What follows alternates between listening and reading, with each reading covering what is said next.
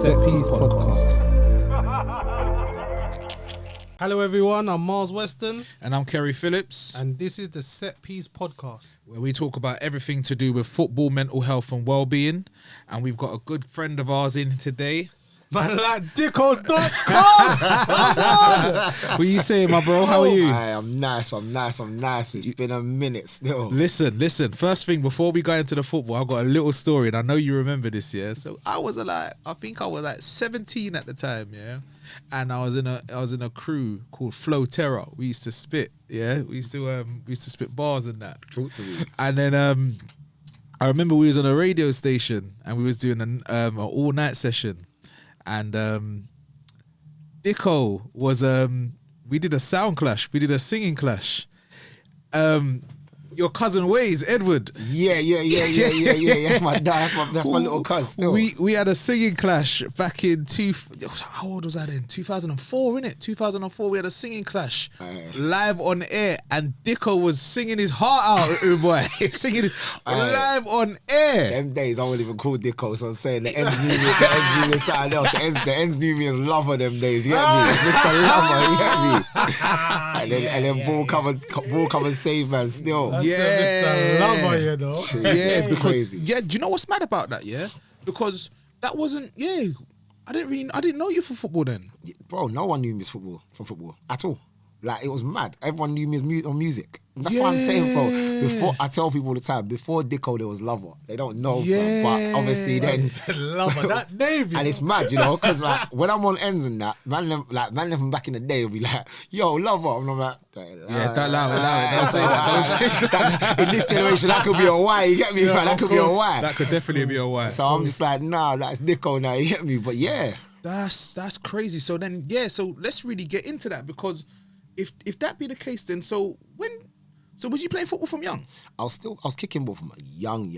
I was always kicking ball as a pastime, as fun. So I'm saying more time like Sunday league and that's what I'm saying. But this is gonna sound wild, yeah. My passion was music from young. Okay. So just jump in. Me and Dicko went same secondary school as well. Oh, swear down. Yeah. Me and Westy go way back. Oh, you see, so I didn't even know that. Yeah, that's we went mad. to secondary school. Yeah. You didn't say in the same year? No, 2 years older. Okay. Yeah, so you went Forest Hill? No, I went Eaglesfield first, then I went to Okay, right. So you were playing because I remember, right? There was a madness. We'll get into your club because there's bare clubs there, but I remember like all of a sudden you were just at Charlton, and it was like, hold on a second. I didn't know you played football. Bro, this is my whole college thought that. So I'm saying, so I went Brits, Performing Arts College. Oh yeah. So most of the ends went to like Alperton or St. Joseph, so all them ones. I'm saying, so I'm saying, but I went to Brit. I switched it to them completely. I followed my passion, and most of the people in Brit, when we had like little like playtime and whatnot, so I'm saying lunch and that, I'm kicking ball, and they're like, "Oh, you're all right still." And I'm just like, "Yeah, I just kick on that Sunday or that and just chill." And then literally, when I left Brit, I was still trying to pursue the music thing, but I was still playing. And then I think I was at Erith, and then I went obviously Dulwich, and then but I was at Dulwich for like half a season. But my passion, bro, was music. Everyone knows that. Anyone knows me way back knows my passion was music. Just a quick question: do you obviously when you started playing football, what made you stop pursuing your passion? More time, it was, I'd say, I wanted to focus. Obviously, I got the big move in it, and I needed to focus on one thing. I always say to people, it's very, very hard. In fact, it's borderline impossible to put 100% into two different things. And my thing was, I'm in football now. Yeah. This is me. So I'm saying. So I need to ask then. So you was at Brits, and you was just doing your thing musically. You knew what you wanted to do, but you played football on the side. On the side. And then so that was at Erith and Dulwich. Erith rather than Dulwich, yeah. Then Dulwich, yeah. And then at Dulwich is where it took off. And so then, what happened when it got to a point where it's like, oh, music's got to really go to the side then? Like what? So more time, I was actually, I still write music now. Yeah. I write music, write bars, whatever. We're going to get into that because I know what you do with the music. Yeah, well, I know exactly. We're going to get into that still. So, but more time, I was working at an engineering firm. So I was kicking ball at Dulwich, and then I wasn't really doing anything with music. Nothing prosperous was coming from it. So I'm saying, I'll tell you, as a mad story, yeah. Like we got time. So we're in the first half. So at one point, My brother Marvin Humes was in a group called VS. Oh my days, VS, yeah. Right. So I remember that. This story don't only me, him, and probably his pops know this story, and then obviously people are VS members and that. But they were gonna get rid of the Blimmy, the rapper. The rapper. Yeah. Yeah, and yeah, the holding guy. holding auditions, for someone to come in. And Marvin recommended me. So I've gone in, done the audition, they've all come out and said, nah, you're the guy. You've blown this thing away. It's mad. I dropped some bars on them in it, and they were like, nah, this is exactly what we're looking for. Because Blimmy was like trying to go with a hard edge thing, and I was like on the sweet boy thing, so I'm saying. So obviously, next thing I'm thinking, I'm about to sign and be the new face of VS. And then they got dropped like literally about a week later. And I was like, so at that point, I thought, and then I started my own group. That's another story. Yeah, please go into that. I started my own group, so I had my boy Smiler in there. Yeah. My boy Davin, who's now my business partner. Okay. A girl called Rasha Hana and my girlfriend at the time, a girl called Charlena. And we were called Repercussions. Rasha Hana, she from Catford? Yeah. No way! Nah. Rasha Hana, you know. Yo, okay. Bro, the ends is small, Yeah. cuz. So obviously we were in a group called Repercussions, but nothing really came of it. I think we recorded like 1 or 2 tracks, but nothing came of it. And then at that point, I was like, this music thing's really not gonna go off for me. And and at the same time, I had to go get a job. So I was working in an engineering firm, Grat Brothers, down in King's Cross, and then I just remember I was kicking ball, and the guy that sits opposite me, he was like my manager of my department. I was an accounts assistant, and he used to come in with the South London Press like every week, religious. And man's like, "You in here again? Oh my gosh, you scored again!" Every week. And I had this woman to my side. Listen, she's cool now, innit? But she was kind of the hater, innit? Okay. And she was like, and then she's like trying to dumb it down, whereas he's over there gassing it. And I'm just trying to be like, no, I'm just kicking ball, innit? Yeah. And she was like, don't worry. And he goes, he was like, you carry on like this, you're going to go professional, aren't you, mate? And I'm just like, listen, it's Colin, it is what it is. If it happens, it happens. I'm saying she's on some, nah, you'll be still here. Them ones, So I remember telling my God forbid. I remember telling my mum, and you know, listen, when I pass it over to the pastor, you get me? My mum's a prayer warrior. Okay, shout out mum. My mum was on this, like, send me her name now. Yeah. I know exactly what that means. Yeah. So I was like, right. She can't be talking like that. And then literally, the prophecy was that, obviously, less than a year later, I was out of there. Yeah. Serious? Literally, I went Dulwich, and then did a madness with Dulwich. Scored 30 goals before New Year, and it was a wrap. So then, what did you have scouts at the games or something like that, or did somebody recommend you to Charlton? So my manager Wayne Burnett used to say to me all the time, "You never know who's watching. You never know who's watching." I'm just, bro. I swear to you, I was just having fun. Yeah, that's all. I was just having fun, kicking ball. I used to go to training with Chris Hurst. Yeah. So me and him used to meet at London Bridge, go training, then games on the weekend, and I was just banging goals. I was just having fun. And Wayne used to say to me all the time, like, "You never know who's watching. You never know who's watching." And apparently, at that time, I was a bit unaware of that, the whole pro thing, innit? How it happens, innit? Yeah. So, literally, next thing I know, he's pulled me on a coach, and we played Godalming in town. Okay. I think we won 2-0, but probably one of my worst games. Right. And he pulled me on a coach, and he said, Dicko, like, we've got an offer, come in for you. And I was like, okay, who's coming in for, man? And he said, Hastings United. I said, they're in our league. I'm not going nowhere. This time I'm in the Ryman 1. So I'm like, I'm not going nowhere. We're doing a mad. We're top of the league. I'm not going nowhere. He goes, no, that's a big offer, like £750. We're going to take it. I went, 750 what?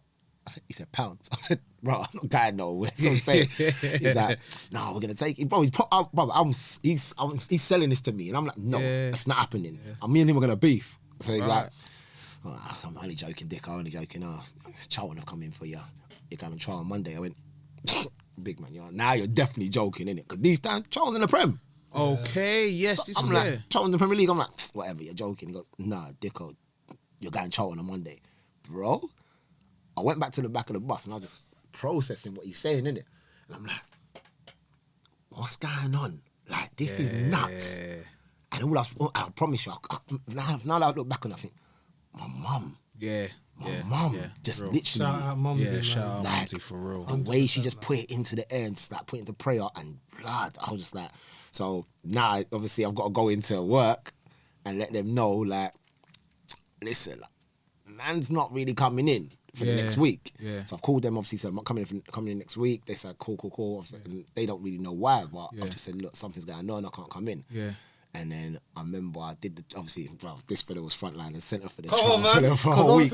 He's already a charter, isn't it? Okay. So when I've gone in, I've seen him. He's probably one of the first faces I've seen. I said, yeah, you know what? Because you know what it is, when you go into that kind of environment, and the man that you see are man that you've seen on television, bro. Yeah. They're Right, big okay, names. yeah, So I'm saying, and bearing in mind, them men are still like youth team players. I'm a bit older. Okay, So okay. I'm coming in the first team. I'm not coming in the youth team. So it's like, Right. So I'm mixing with these lot, but I'm also trying to make sure that I'm still with these lot because these are the men I know. Yeah, for real. Especially Miles, Nathan Ashton, Jimmy Walker. Yeah. So I'm saying, I'm just like making sure that I'm cool with everyone. But at the same time, I know Osei, Lloyd. So I'm like, okay, cool. So I'm mixing with everyone. Yeah.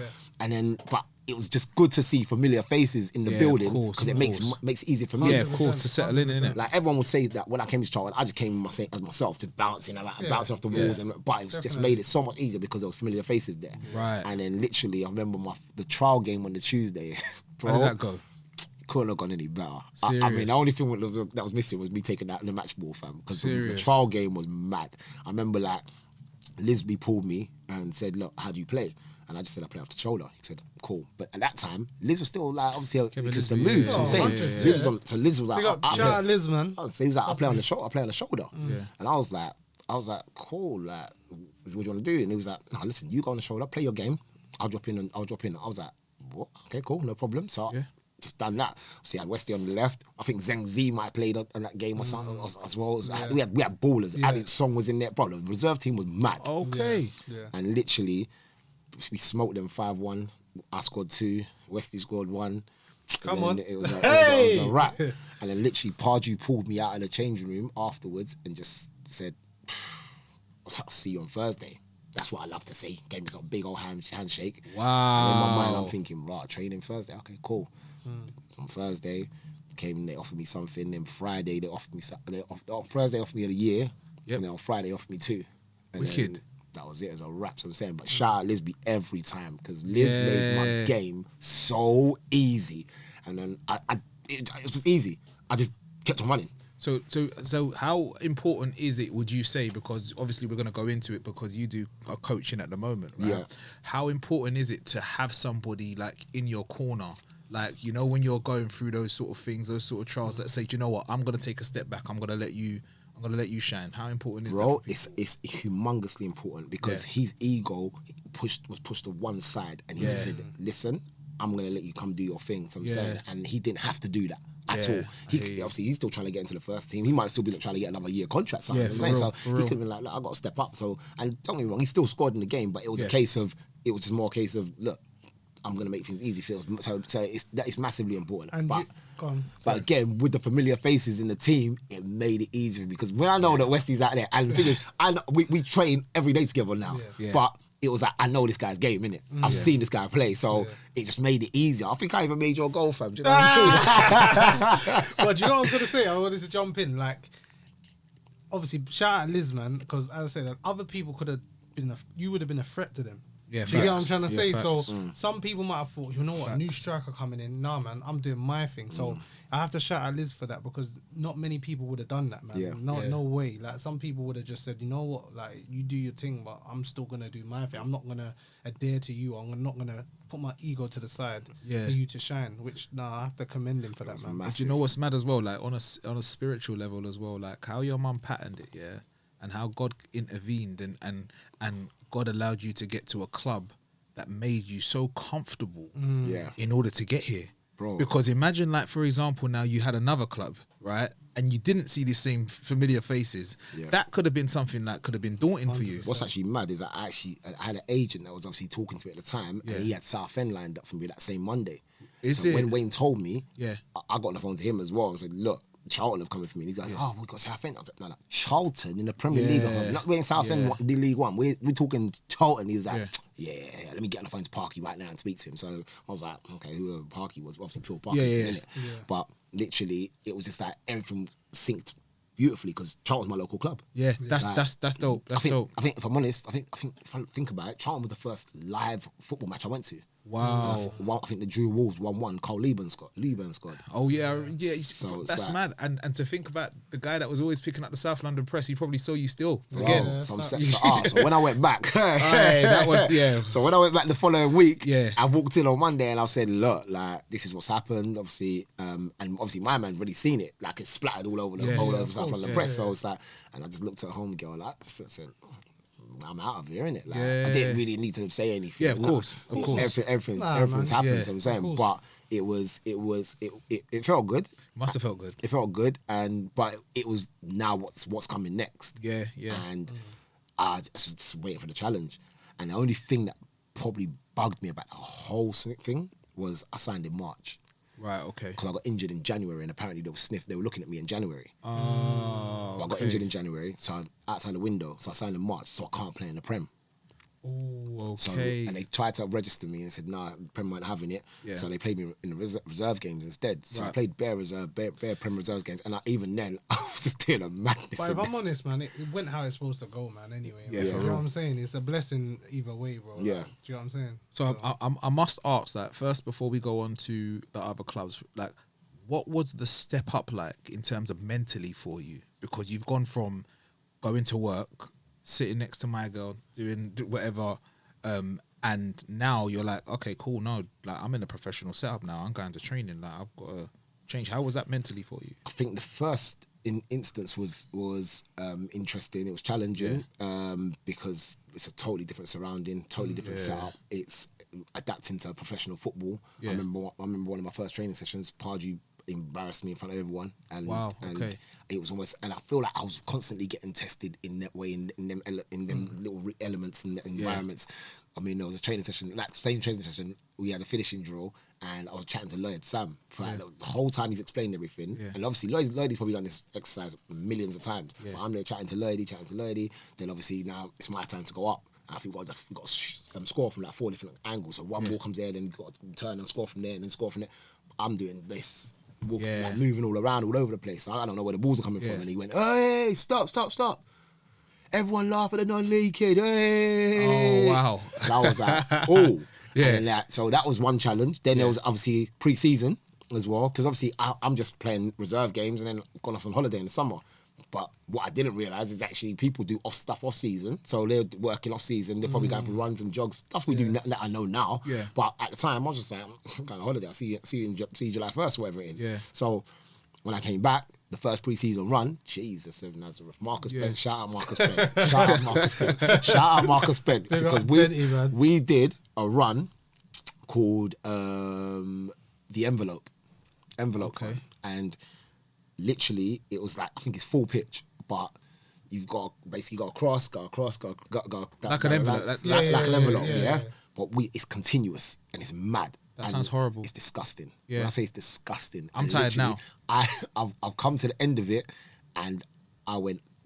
And Benty pulled me to one side and went, Dicko, do not let this man see you vomit, because if you vomit, it's finished for you. Serious. And I went, brother, I regurgitated. Yeah. Put that back. I tell you, that went straight. I was like, this is no way. It's not happening. And literally, I remember he pulled me and covered me. Yeah. And he's just like, don't let them man see you vomit. Yeah. It's over for you. And I was bro, it's mad, 'cause I'm actually messaging him about it recently. Wow. I said, Benty, I appreciate you for that, bro. I want to touch on something, because even now, when people say about me growing up in the Charlton environment, I say to people, I was blessed, man, because we had people that we could go to. Yes. Like, I'm telling you, like, yes. not every person had what we had. We had Chris Powell, we had, as you said, Lloyd Sam Ossay, Jerome Thomas, Benty. Yeah. We could go to all these older pros and they would help us. Yeah. That's not heard of, you know. Yeah, that's Luke Young. We could go to Matt Young, Holland, Ben Thatcher. These are players that we could go and speak to, and they would speak to us. Like, it's not that's like, crazy. It's not like you're young players and we're gonna just dismiss you. No, like, we could actually go to them if we needed something. They would help us. And another thing, they wouldn't ever just par you as a young player. So I'm saying, like, for me, I was probably the same age as Darren Ambrose or Darren Bent, but and obviously them men are different, their household names, but they wouldn't par me. They just say, look, come get involved. And I'm like, oh, cool, can I? No worries. And it was, whereas you'd probably, if a man's, especially in the same position as you, they'd be like, no, listen, we're doing our thing over here, like, get involved afterwards kind of thing. They could do. So it's really unheard of. But the way that it was just, the environment just made it easy for you. 100%. Made it so easy for you. And obviously, as I said, people challenge you. Pardew challenged me. Hasselbank challenged me. Like, challenging you in a way where respect levels and seeing challenging your character and preparing you to be mentally strong, knowing that what they're challenging you with is nothing compared to what you could be challenged with in the future. So it's preparing you. So you needed that, and it put me in good stead, because literally from going forward, obviously I was ready for whatever was thrown at me. So then, for example, after you was at Charlton, you went on a few loans. Is that correct? Yeah. Like you was at Crewe, Gillingham, and Bristol. Yeah. And how did those? What was the reasonings for that? Was it that you wanted to go out on loan to get more game time, or did they want to send you out? What was the Crewe? So Pardew pulled me in the office and said, "Look, I'm going to send you on loan, get you used to like first team environment and stuff." And I was like, "Cool." He said, "You got 3 clubs." He said, "Crewe, Gillingham, Millwall." Yeah. He said, "You choose." I said, "Crewe." And I said Crewe simply because I wanted to get out of London. I wanted to see what was out there. I wanted to see some different environment, different setup. Worst decision I made. So serious. Went up there, and ultimately I'm away from everyone. Nobody can really see me, so I could do what I want. That's how I'm looking at it. So, and it was probably the worst decision. I should have stayed closer to home, which I ended up doing anyway. Yeah. So I went on a month loan. After 3 weeks, Crewe said, "See you later." So I've come back now, and they said, "See you later." Yeah, I said, "Look, we don't need him." I remember Lee Barnard came in. He tucked on his debut. It was like, "Don't worry, we cut your loan short," and that was it. Right. So came back, and Pardew's not happy. And the thing is, with Pardew's good. He's good with you, but he's also very, very disciplined. Okay. Like, he knows what he wants. Yeah. So I've come back, and he's on a vibe of, you've let yourself down. You've let the club down. You're misrepresenting yourself and the club, and ultimately, the next choice isn't yours. So you can go Millwall or Gills, but I'm going to choose, because if I send you to Millwall as a young black man, if you do what you did at Crewe, listen, it might not be no way back for you. Wow. And he told me directly. That was exactly what. But those are the sort of things that you need to hear, though, isn't it? That's what I'm saying. You need to, and it's almost a shout out to Pardew. Listen, shout out to Pardew. Because it was him being very, very honest with me. Yeah. And coming from a white man as well, telling you straight, you're a young black man. If I send you that, he's letting me know where it is. So I was like, cool. But also, he's challenging you. Yeah. And that's what I took it as. And I live by prove people wrong. Yeah, okay. Like, I live by that in every instance, because from when I was in the engineering firm to wherever. To repercussions. It's all about prove people wrong. Yeah. So when obviously I've gone to Gills now, it's a different story. There's a different flame. And I had another setback there, because I had a manager, black manager, Ife Nora, he was the interim manager at the time. Okay. And for whatever reason, I've come in there on a vibe, he don't like my energy. Oh, okay. So he's kind of put me on the bench. We're getting peppered weekly at Gillingham. So I'm saying, and I'm not getting looking. I'm getting like little 5-10 minutes here and there. Right. And I remember Nottingham Forest away. We got smoked 5-1. Okay. Junior Gogo scored a hat trick. Rest in peace. And literally, I was like, what's going on? This guy's not gonna put me in. So then, obviously, the next week we had a Johnson's Paint Trophy game against Luton Town. Right. Okay. Obviously, he's gonna put the players that are on the fringes in there. Yeah. Bomb squad. Bomb squad. It's bomb straight. squad. It's bomb Let's squad. be real. Straight. Bomb squad. That's what it's called. If bomb you're not squad. in the first team, like, you're kind of in the bomb squad. Yeah, dumb that down for me. I'm not a footballer. So basically, it's just that there's 11. Yep. And the ones that don't play is the bomb squad. Oh, is it? Yeah. So basically, I was in bomb squad. So it's like, cool, little Johnson's Paint Trophy. Get some minutes in your legs, see how you go. Okay, cool. I scored a hattie. Oh, okay. So now everyone's like, I'm on the forums and stuff, and I'm seeing all sorts of messages coming up saying, "We've had this kid here for how long, and we ain't played him. What's going on? We ain't winning no games. Yeah. What's going on?" So it's turned against him, because he's looking to get the job, but obviously, bro, you're not playing this guy who's come from Charlton as well. He's come from a team that's in the Championship now. Yeah. So it's like, what's going on here? And I remember an interview, and this is what I'm saying to you, bro. Some people that for some reason, I don't know why they move how they move. But again, it was for me. I saw the interview and I was like, all right, cool. I'm gonna show you what time it is. The interview, someone asked him, Chris Dickson, the first Gillingham player to score a hat trick since you. Wow. And he went, Yeah, but he scored in Johnson's Paint Trophy. I scored in the league. Oh wow. Oh, See, man, like that. Yeah. It's like, what? Not even well done. Like, so I'm saying, what? So then, obviously, the next game, he's got to start me anyway. Right, okay. So he's put me in now. Obviously, played Millwall. I've scored again. Oh, Drew brilliant. 1-1. Yeah. And then the heavens opened up because obviously Mark Stimpson comes in. Okay. So Mark Stimpson's a non-league guy. Yeah. Long non-league legend, so I'm saying. And he's bringing in bare non-league man into the team. And he's looking at me like, I know you're Charlton, but you're a non-league guy. Yeah. As far as I'm concerned. Yeah. And you're doing numbers here. So carry on playing. Do your thing. Oh, wicked. And literally let me off the leash and just said, bro, I don't remember a week I didn't score. Right. And if I didn't score 1 week, I scored 2 the next week. And how long you at Gillingham for? 3 months. 3 months. Okay. So I scored like 11 and 14, and then literally Charlton called me back. Right. And So I was about to say that because you have to on that form. So Charlton called me back, and then I played I came on in the FA Cup against West Brom, scored in that game. Yep. And then I think the following week we were supposed to play Stoke City. Yeah. Went to the hotel Radisson in Canary Wharf where we usually stay, just chill. Lloyd, me and Lloydie are ramping, like walking into the hotel. He tries to put my tracksuit into the back of my trainer, just bantering. I've turned around to stop him. Pop, knee went. No way. Crazy. And then I was gone 5 months. 5 months. And then the maddest thing was I was meant to start that night. Oh my lord. And then on top of that, listen, here's the funniest thing on top of all of it. I don't blame Lloyd. Yeah, innit? Of course. Who scored the winner that night? You're joking. Lloyd Really? Sam, 1-0. Yeah. I was buzzing. When I saw he scored, I was like, yes, Lloyd Listen. scored. We won. Lloyd scored. But in my head, I'm like, when I got told, the physio said to me, you know you was meant to start tonight. And I was like, what? Who's that? Errol. Nah, it was Was it Steve. Okay.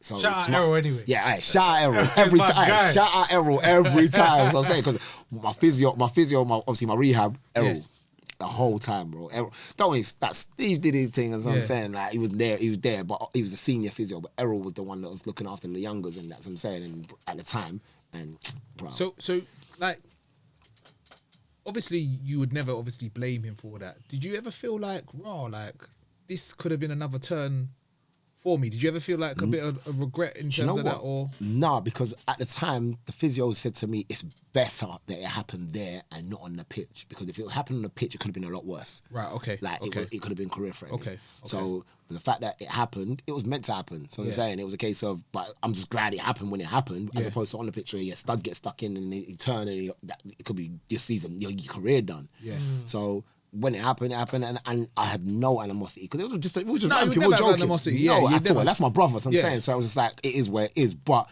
I was just blessed that it didn't happen on the pitch. Yeah. More than anything. And listen, I didn't take my rehab too seriously at first because that's my first major injury. Right. So, brother, I'm on the phone to the lady. I'm like, where you going tonight? I'm saying, and I'm out of crutches like this. Yeah. Because it was just like, it was just something that just happened. It happened, it was done, and there was no ill feeling towards it at all. So the question I have to ask you now then, so you've gone from Gillingham and then you went to Bristol Rovers, right?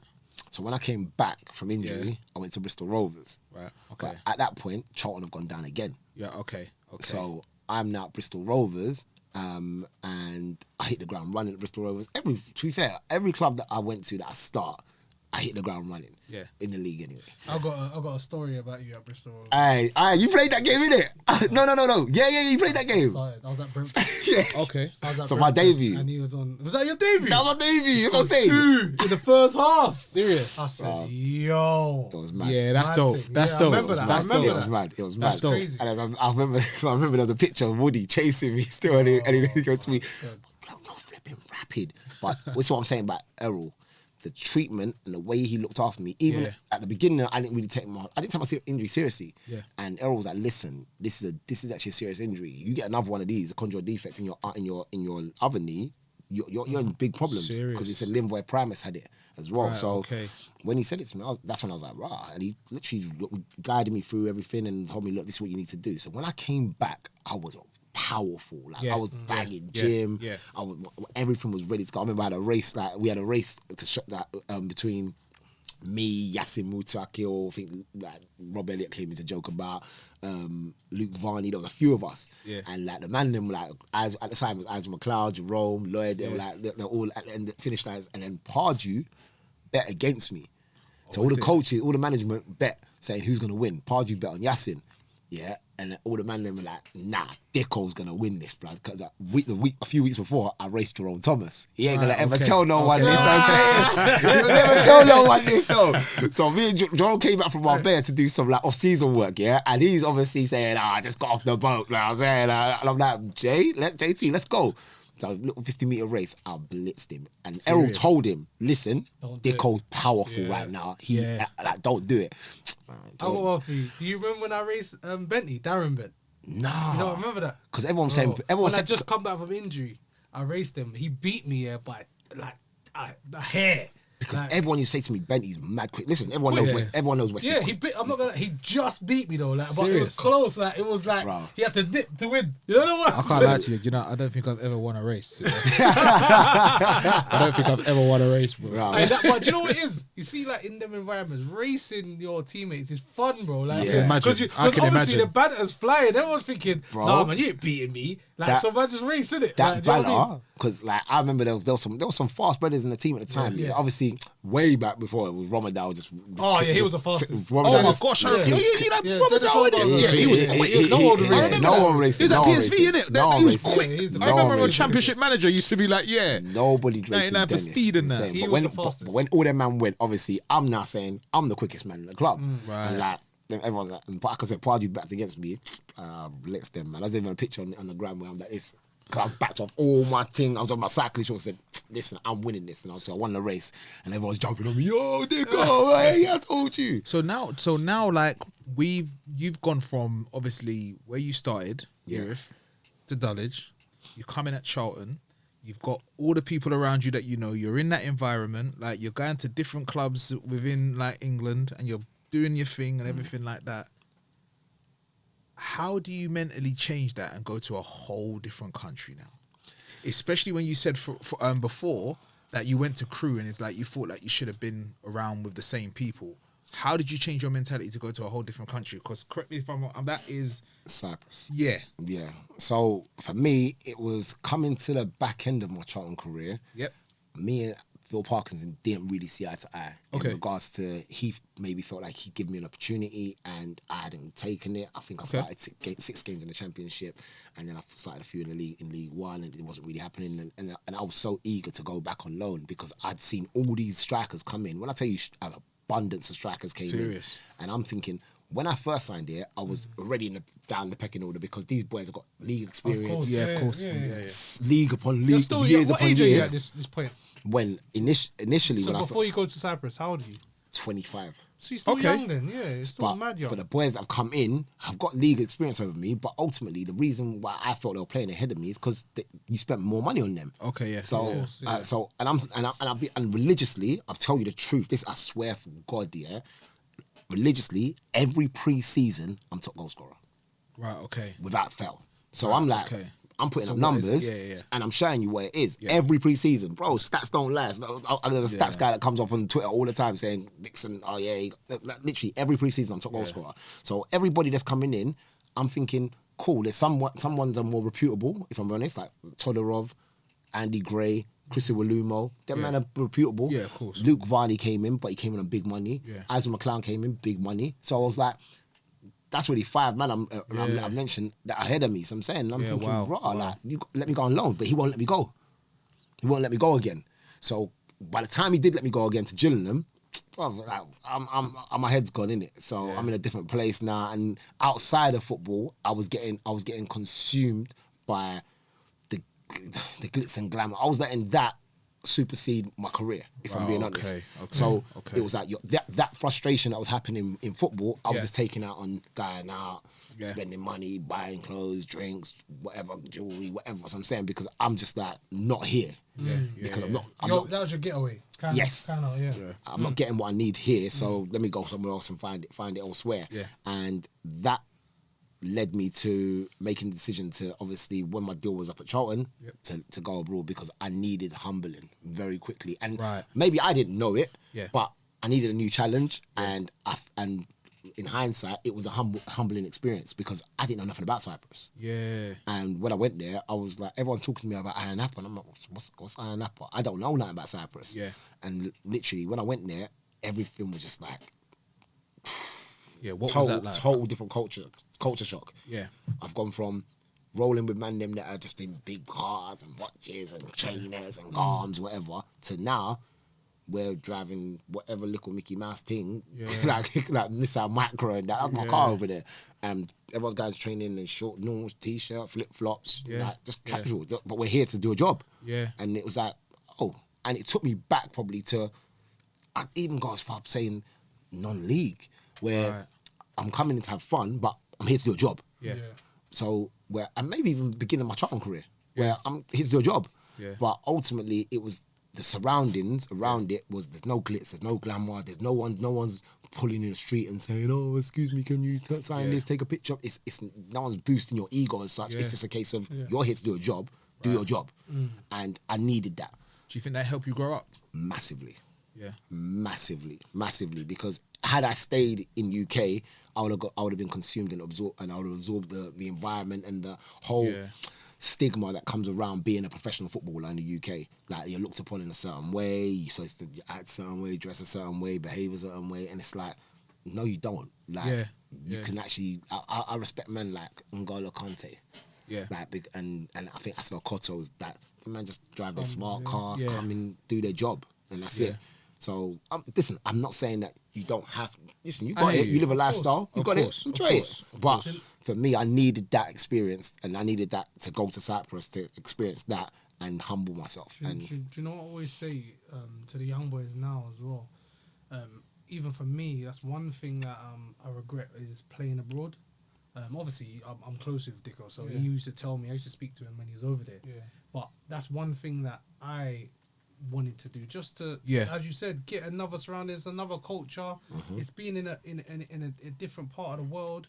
And I say to these young boys now, I say, listen, if you get opportunity, don't just turn it down. Think about it, man. Because look, you're seeing these young boys now going abroad and making something in them countries. You see a lot of the English boys going to Germany, to Spain, to Italy, and they're making careers of it. Like, I think for a long period we was consumed with just staying in England. Like, but now, like, you can go. There's so many places in the world that you can go and be a footballer. Football's everywhere. Football's everywhere. So, the only thing for me that I was feeling like if I go Cyprus, it's going to be a bit of a setback for my international career. That was the only thing that I thought. And I thought, you know what? I haven't been in the international scene for last year. Listen, let me go and reignite my career. Because you went to you got caps for Ghana, right? Yeah. So was that before you went to Cyprus? Gillingham. So when I was in London at Gillingham, I got called up for Ghana. Yeah. So literally from that, obviously I got the injury, came back from the injury, then got called up again. So it was like, and then that's when things were started going with the whole not playing for Charlton and whatnot. So for me, I was like, if I stay here, I might have more opportunity of playing internationally. But at the time I was thinking, no, if I sign in League One or something, nobody's gonna recognise me. So why not go and try a new experience, a new venture? And one thing that my dad always said to me, go and see the world. Like from young, he said to me, go and see the world. Whatever you do, get an opportunity to go and see the world. And luckily enough for me, football has allowed me to see the world, and that was the opportunity there. We were going to Cyprus. So then going to Cyprus, correct me if I'm wrong, there was a point when you came back and went to Dagenham and Redruth, so you came back. So we're missing a big chunk in there still. So I went to Cyprus. I played in the second division at first. Yeah. Slapped in goals, got promoted. Played another half season. Yep. In the first division, then got bought by the team that was top of the league, IO Limassol.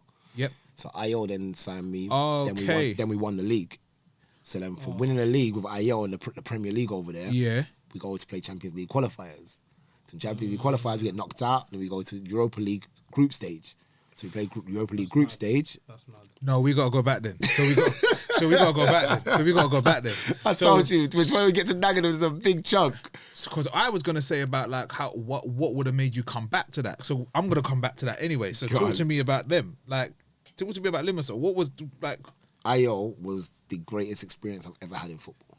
Serious. Period. Other than representing Ghana,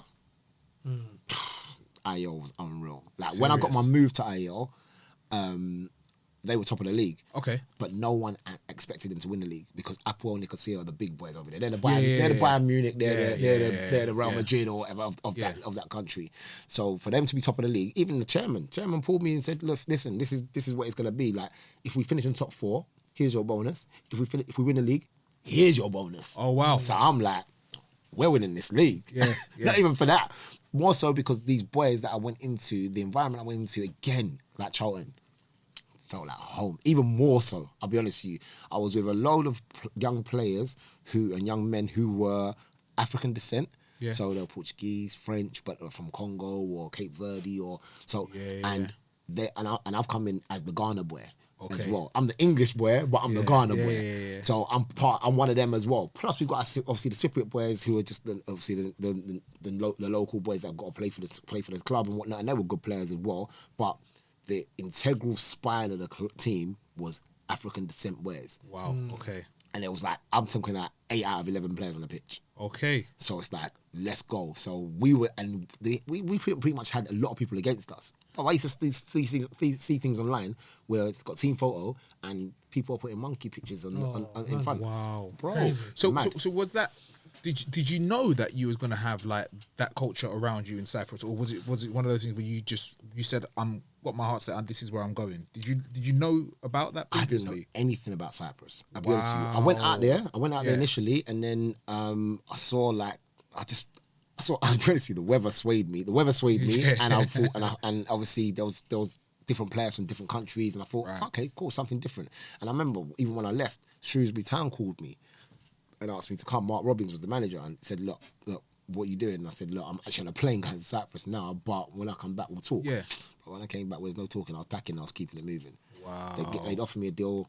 They'd seen what they liked, and I didn't start well at Salamina, but obviously it progressed and happened. Yeah, of course. And then IO came in. I remember playing against IO, and I was thinking, wow, these boys are strong African boys. This is mad. Yeah. I like this team. So that was the first time you kind of experienced that, and knew that was. So when I heard the rumours were coming in for me, I was like, when am I going, innit? Yeah. Because I knew what the environment I was going into. Yeah. And they were so welcoming. The manager was unbelievable. Like, psychologically, that's the best manager I've ever played for. Serious? Because he put you in a mental state before a game that you're going to war and you're going to defend your family. Not even just like the football club. You're going to defend your boys, your family, some of the speeches this brother come up with, because obviously he's broken English as well. So the way he's speaking is like, I'm just like, I'm geared up. I'm ready to go. Yeah. Mentally, I'm in the zone and I'm ready. But he eased me in in regards to how he put me into the setup, because he just didn't feel like my physicality was up to the standards of what they want, and the boys I was playing with. Yeah. So I think the first 2-3 games I was coming off the bench, didn't really feature, and then he put me in a game against one of the lower teams in the league and said, "This is the game you're going to start." Yeah. Scored. Then from that moment, just flew, and then. I look back on the stats and I'm like, I didn't even score a lot of goals for IO, you know? Right. And people tell me, and I'm like, but the goals I did score were crucial goals. Yeah. To the important times when the game's dragging out and we were trying to nick a goal, 82nd minute, bang, scored. Yeah. Then another one, like 66th minute, bang, scored, open up the game. So it was like scoring crucial goals at crucial times. And for me, that, when we won the league, so was you there full season for them, or did you come midway, half season? Okay, so you came half season. So it's not even easy. So I'm saying you got to get integrated very quickly and be a part of it and understand what the movement is. So for me, like I said, that was the best feeling in club football I've ever had.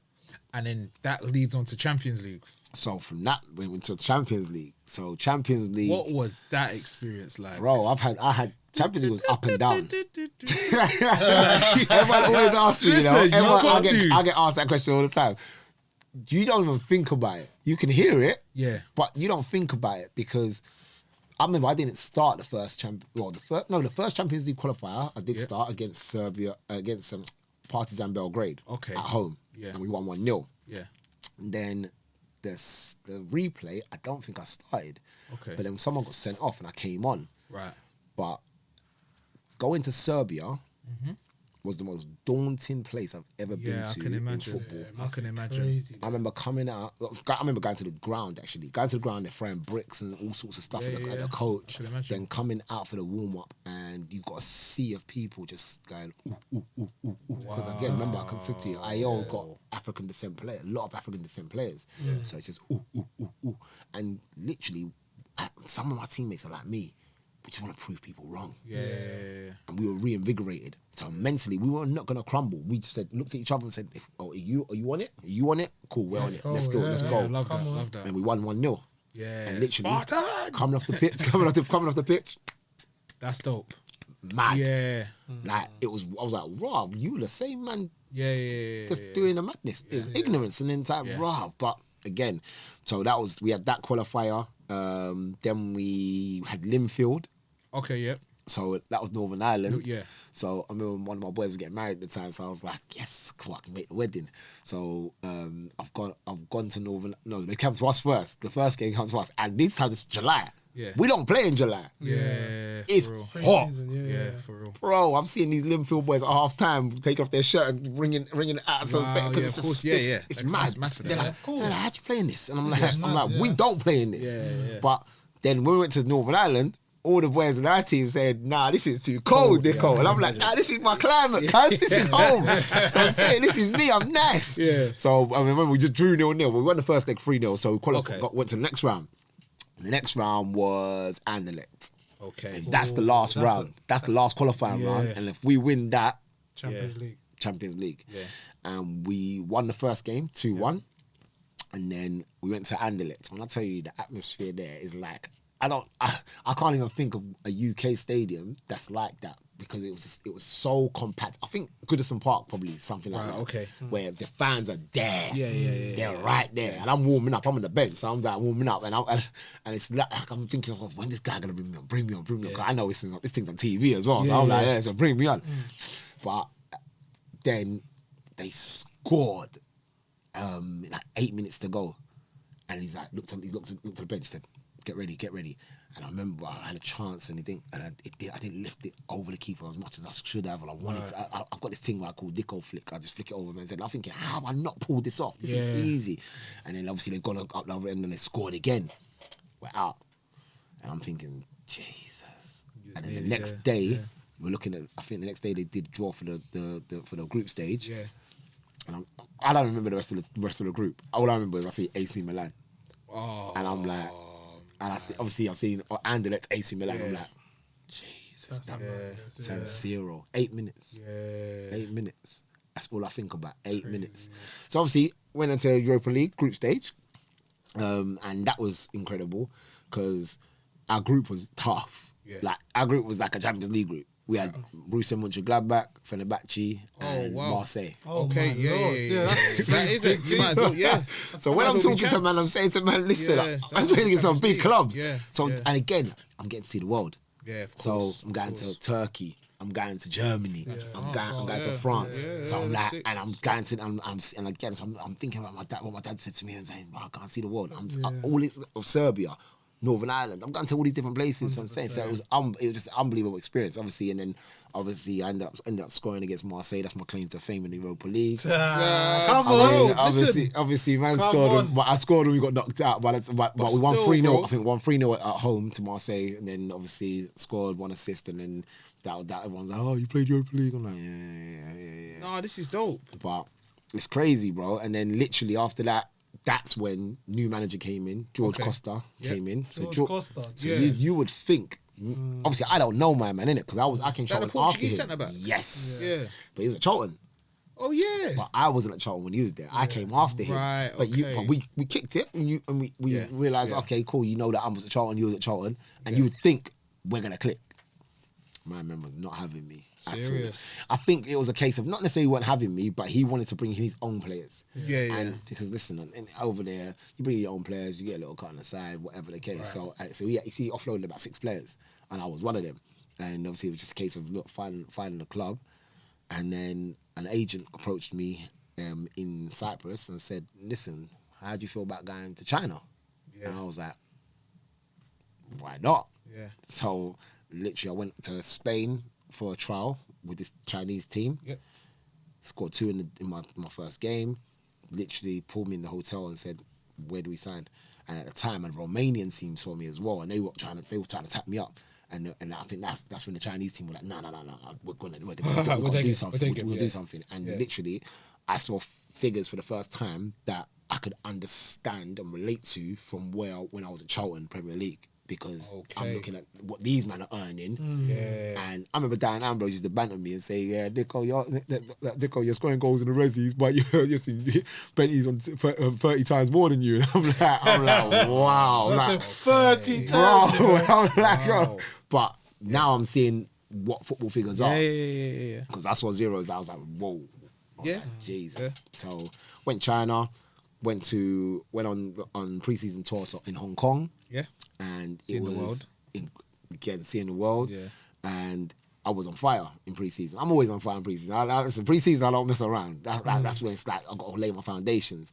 But they were hyping me up too much because they were basically the rival team of Shanghai Shenhua. Yeah. Shanghai Shenhua had Tim Cahill, Anelka, Drogba. Them boys. So this is these. Okay, so but they're about to leave. Yeah. So they're talking it up now, saying, "Yo, Dicko, like that's the new Drogba." I'm like, no, don't do that. Yeah. Didier is a big boy legend in this thing. I'm not that guy. I just want to come in on a humble thing, do what I got to do, and I feel like that was hyped up so much that my debut, my first league game, flew to Beijing, and the way that these defenders were handling, man, was almost like a statement kind of thing. Like, I've got to make it. Because the tackle that landed me and took me out. And that was it. That I got taken out that first game, and that was pretty much the end of it. I tried to come back. Bro, there was times I couldn't even Cruyff turn. And again, because that team had just come up from the second division to the first Chinese Super League, they weren't used to the infrastructure of how things are supposed to be done. They used to do some old school physiotherapy stuff. Like, it was mad. Okay. Like, they man are poking me with like needles and then giving me acupuncture and then giving me like herbal remedies and stuff. I'm like, bro, like, just go and get me scanned, and then then we do work from there. Yeah. So thank God for Errol, because after a Shout month, out Errol again. Thank God for Errol, because after a month of me going back and forth with them, I said, look, I need to get a scan. I still haven't had a scan. Yeah. Got the scan, and I sent it to Errol, and Errol was like, Dicko, what the hell's going on? Like, this should have been something that should have been cleared up in 3 weeks. Wow.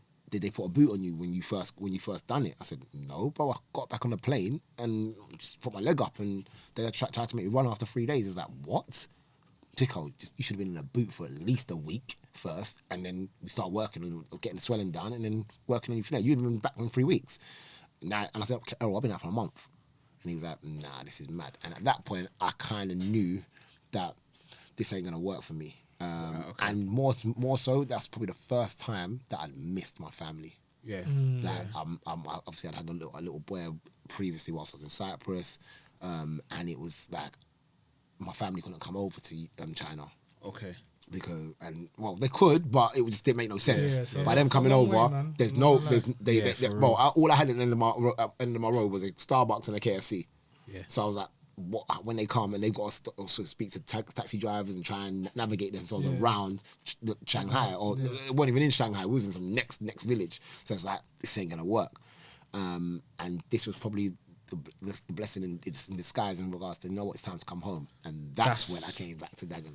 And what we're gonna do there is we're gonna keep it at half time here, because what we're gonna do is on the second half we're gonna come back to you coming back to England, and seeing obviously where you go from there. But listen, the story that you have so far, like, crazy, I'm captured. I'm in. Like, you get what I'm saying? Like, you need longer than this. Like, we're going all into extra time. We might have to do like the World Cup times. You know what I'm saying? Like, bro, it's 16 minutes extra time. Listen, I know. Anyway, I told you. Like, it's from secondary school, and his journey's inspiring, man. 100%. Very inspiring. Even for me, as I said, like, being in school with him, to see where he's gone and what he's achieved it inspires me. So now I know this has been. You know what gets me the most? What's that? is the music thing at the beginning. That's funny, fam. I'm like, you weren't expecting that. I wasn't even expecting that. Yeah, I was that's like, what good. are you talking about? That's I didn't even know what you lot was talking about. Lover as well. That's mad. I ain't gonna lie. Lover, you know. I'm not calling him Dicko ever again. From now on, lover, brother. But she said, man can't call him a lover. Still, It's actually mad. That has spun me. I'm like, right. You did your research. You lived it. You lived it. I was ready for it. I was ready for it. We was there. So I'm saying.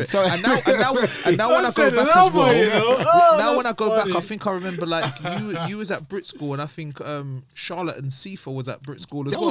That's my sisters, bro. Yeah, so I'm remembering it now. We was on a 75 bus going from Lewisham to Croydon, bro. Because So I'm saying. when I was younger, I was in a group, and Charlotte used to manage us. Yeah. Okay. So this is where I'm like, okay, this is all making sense. But listen, this is not about me anyway. This is about you guys. We're gonna be back in 5 minutes. We'll catch up soon. All right. Say no more. No problem. For anybody out there that may have heard something in the first half, you might be struggling, you might need that safe space, you might need that support. Feel free to contact the numbers that we've got on the screen here. Like I say, we always talk about basically encouraging people to speak.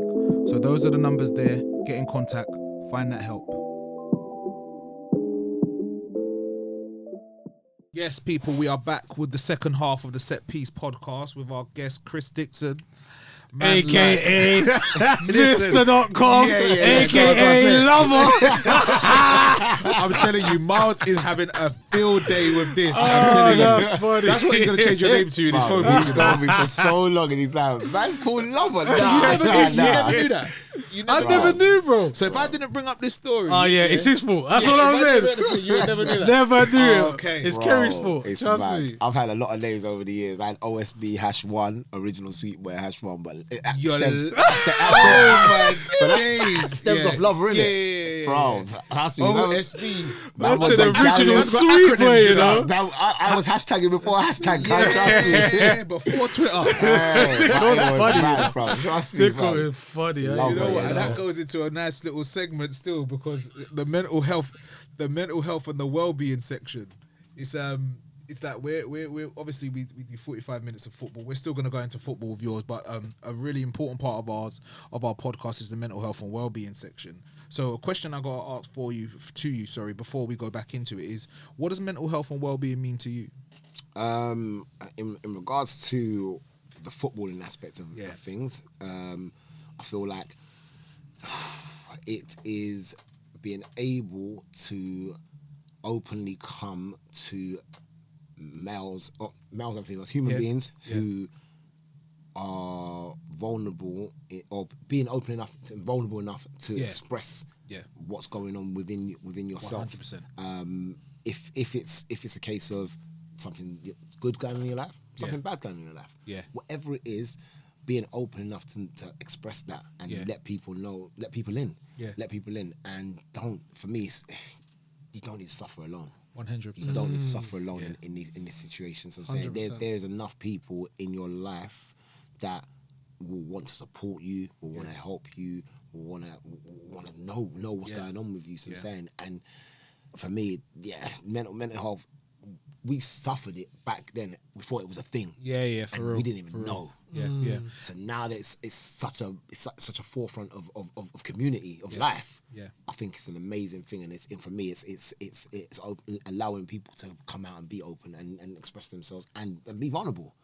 Be vulnerable. And it's needed as well. And I know why you said males as well, because obviously we know football is a sport that everyone plays. Do you know what I mean? Both genders play. So, but for us as men, I know that it's been very difficult for us as males to actually go and talk to somebody and be vulnerable and allow ourselves to even feel like, you know what, like, I may be struggling, I'm having a down day, you know, like I didn't maybe play the best that I played, but the fact that you're able to have that peace, because you lot said that you had some players, some professionals to help you through that. Like 100%. And you know what's mad? Because ultimately as well, in Charlton, there was players who were suffering. And mental health wasn't seen as a thing then. Especially for men. At all. We can't talk. And there was players who were suffering who didn't come out. Wow. And I remember there was players that one's was big brother to me to this day.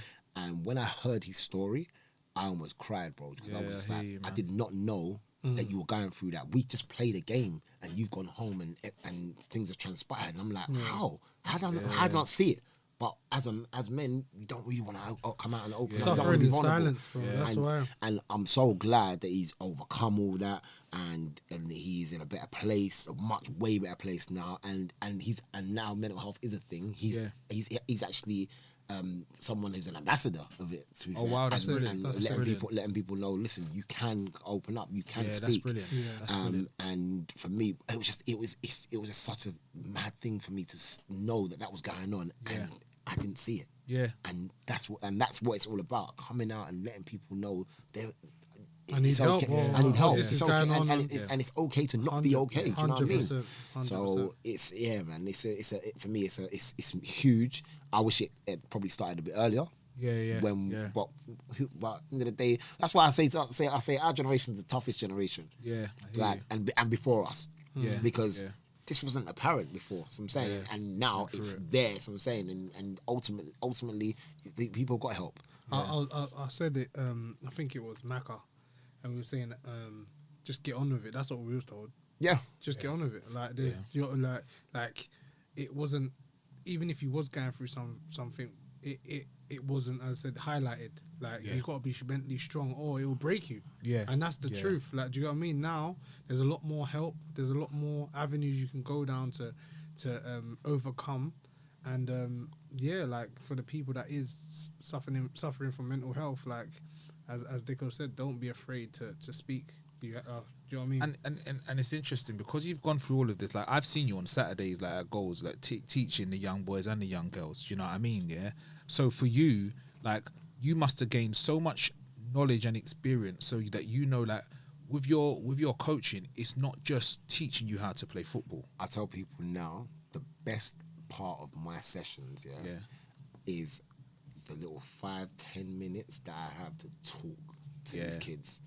That is the best part of the session. For me, it's me learning about that child. It's me engaging with that child, understanding that child, what makes that child tick, what made that child's day, what makes them happy. That literally, that is the best. I can teach you how to play football. I can go and have fun. You can kick a ball in the goal, and you can. But I want to know about how you feel. 100%. I want to know what made your day. What was your weekend like? What's your favorite cartoon? I ask them those random questions that literally, because I just want to have that relationship that you feel comfortable enough and vulnerable enough to come and talk to me and ask me for advice. I've got a little boy called Joshan Hassan, and I started with him when he was 9 years old. He's now 14, and I said to Josh recently, I said, you ask me questions now more so than ever, and that makes me more excited to come to your sessions because of the questions you ask me. Love that. I love that. And it could be random questions. Oh, how did it feel playing in front of them and all those people? What did you feel like when what happened at Serbia? He would just ask me random stuff, and I'm like, cool, like, rah. And it's that inspires me and drives me. Bro, I tell people all the time, I love coaching. I love coaching because that I just want to. I'm able to give. And I don't even. Sometimes people say, "Oh, give back." Yeah. And you don't even. I don't even see it. I don't even see it as I'm giving back. I'm having a conversation with you. If you take it as I'm giving back, I had a boy today who I've coached previously. Yeah. And I came into the session. I came into the afternoon session with another young boy, and he was coaching. The boy that I coached previously, he was coaching. Wow. And as I was walking past, he went, "Oh, Dicko, I still one of your exercises." And I said, Hayden, I love that. I said, the fact that you felt my exercise was that important and that good that you felt like I'm gonna go and pass on. That's what it's all about. You taking from me, passing it on to someone else. That little boy now will take it somewhere else and take it from there. And that's what it's all about. I said, go on, sorry, I cut you again. So I just said to him, I said, I'm all for it, bro. If whatever you need, take it, bro. Because listen, that's what it's all about. What am I gonna do with it? I'm only gonna keep teaching other people. So it's best that it just passes on. 100%. But what I was gonna say is, it's like for me, obviously with the mentoring side, it hits different for me as well. Like you see, like as you said, you can teach someone to play football, but you want to give these kids or whoever life lessons. Life lessons. Do you get what I'm trying to say? You want them to leave your sessions or leave your drills with life lessons. Because football's good, don't get it twisted. Like, obviously we it's been good to us, and it's something that we all love. But if I can leave you with something that you can not only apply it to football, but you can apply it in school or in college or in uni, it's gonna make me feel so much better. Like, do you get what I'm saying? And I always say this: football's taught me so much. Like, punctuality, it's different. It molds you as a person. It's not just playing it. Like, playing it is the bit that we all love, but the other bits, like getting fined if you're late. So this is why, I hate being late, because in my head I'm saying, listen, I don't want the club to take my money. So I need to be on time. Even if I'm an hour early, I'm gonna be on time. And this is what football showed me from young. Do you know what I'm saying? So it's amazing seeing that you're applying that to all your clients that you have and teach, because it's gonna mold them for life, not just for football. I literally have parents who contact me not just because they want me to teach their child how to play football. I need you to infuse your confidence into my child. And I'm like, what? And they're like, your confidence, your characteristics are so infectious. I need my child to pick that up. And they come, and I've seen so many children just change over the course of time, where I've just been gassing them. Yo, that was a bad boy finish, right? In the corners, I like that. Show me how to do that, and they leave the session with so much joy and so much confidence filled within them. And I say, now take that into your sessions in the weekend. 100%. But not just that, take that into your day. Take that into your day. Make your life. Make yourself feel good. Make someone else feel good. 100%. And I'm assuming that a lot of that would have come from the fact of, like, how many different clubs you've been at and how many different surroundings you've probably adapted to in different environments. Do you know what I mean? Massively. Making it comfortable for you to do that. So what I want to ask is, from that, is that obviously you've experienced all of that, and what that's done is allowed you to help the youth that you're helping now, right? Was there any times throughout the first half of, so we got to Dagenham and Redbridge, we're going to go back forward, we're going to go forward with that afterwards. Was there anything in particular that you struggled with, whether it would be rejection or injury throughout any of those particular clubs that kind of swayed your mental health at some point? I'd say the back end of Charlton. Back end of Charlton, because obviously I wasn't being allowed to put forward my ability and show what I could do. And I think a lot of people say at Charlton, your career at Charlton never really took off because you was never given a chance. And for me, to end up finding something else to mask that, i.e. going out, raving, but that would have been something that was affecting my mental health. Did you know that? No chance. I wasn't aware of it. I wasn't aware of it. I was just feeling and looking back, hindsight, like looking back and thinking, I could have avoided that and just put all that energy into maybe staying at training after, doing extra work. Maybe finding a different way of having a conversation with the manager so that to get me one step ahead or get me out or get me on loan. But I was beefing with him at times. I'm saying, and it was like, there's no reason for that, because ultimately that's not going to get you anywhere anyway. It's going to set you back. So again, all these experiences that I've gone through, I'm able to just pass it on to the kids. And I say to them, I probably won't even be able to. I say to all the kids, I wish I could do this and just absorb everything and just throw it on you. I can't. And I won't be able to even tell you everything.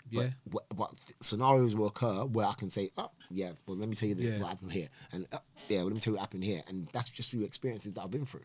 So it's taking you now the time to look back at it and think to yourself, wow, like maybe there was a section of my career where maybe I had a bit of poor mental health at that period, possibly, but didn't know how to really even talk about it, didn't even really know how to put it in. So then in regards to coming back to Dagenham now, so obviously shout out Errol. I don't know Errol, but shout out Errol, because Errol's telling you what Errol's you need to basically my physio now. Oh, is it? Yeah. Okay, right. He's my physio. So you've come back to Dagenham now. You've come back to England. Homesick. And I'm assuming that you've grown from playing in Cyprus, playing in China, obviously playing in England. What was it like coming back to the UK? I'm coming back now as a full-time father as well. Right, okay. So now, for the first time, I'm actually having my son around me consistently. Okay. And it was, at that point, I mean, they used to come over Cyprus, stay with me, then go back home, whatever the case. But being away in China for 6 months was probably the longest time I've ever been away from my son. And coming back to it, it was like, whoa, I've got a job here to do. So can I ask then, how was that mentally? Because obviously you weren't at the club where like you were happy, to be quite frank, because of certain things that were going on, and then you're still away from your family as well. What was that like? There was a lot of lonely nights, a lot of times where we would argue about, me and my son's mum would have arguments about why I was there. Right. When are they coming over? Yeah. Like, obviously they're missing me. Obviously I'm missing a big portion of my son's life at the time. And don't go too deep. Go to wherever you're comfortable with. So for me, it was. I see it as now so reflective of where me and my son are now, right. Because as much as everyone sees my son and says that's definitely your son. Your characteristics are through him. Yeah. I believe we could have been a lot closer. Okay. Had not necessarily in the beginning stage of his life, his life, but when I went back to Cyprus again, right. that kind of created a distance that I became used to because of China. Right, okay. That makes sense. And I didn't like that I was used to it. Yeah. Like, for me, everyone sees me and my son and thinks, oh, yeah, they must just kick it all the time. And I'm like, do you know what? We should be a lot closer. We're close, don't get me wrong. He knows that's dad. That's my son. I love him to bits and I'll do anything for him. Yeah. But for me, had I been around consistently, we would be inseparable.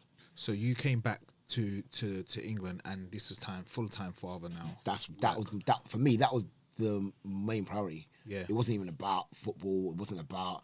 It was about getting. Obviously, I wanted to get fit and we'll get back. But my thing was, I've been away from my son for the last for big chunks of the last 3 years. Yeah. I need to be about. Okay. And for the next year, Dagenham was where I was going to be, and it was easy for me. Wayne Burnett was there, so that was my Dulwich manager, so it was just easy for me to go there. Even if I wanted to play higher, it was like, you know what, I don't care about that right now. Yeah, you just cared about that. I'm just caring about being the dad for my son. So how difficult was it then when you had to go back to Cyprus, knowing that you knew that obviously there's going to be a potential that you'll be away for a bit? Probably one of the most difficult decisions I've had to make, because I knew that I was going away again, mainly because, so me and his mum separated. Yeah. That was the reasoning. But it was more difficult because I knew that this was probably going to be more selfish. Okay. On my part, and not putting him or where he may be or may end up, his mental state, with my absence. Right. Okay. Wow. And I look back on it now and think maybe it wasn't the right decision, or maybe we could have come to a better agreement. And understanding.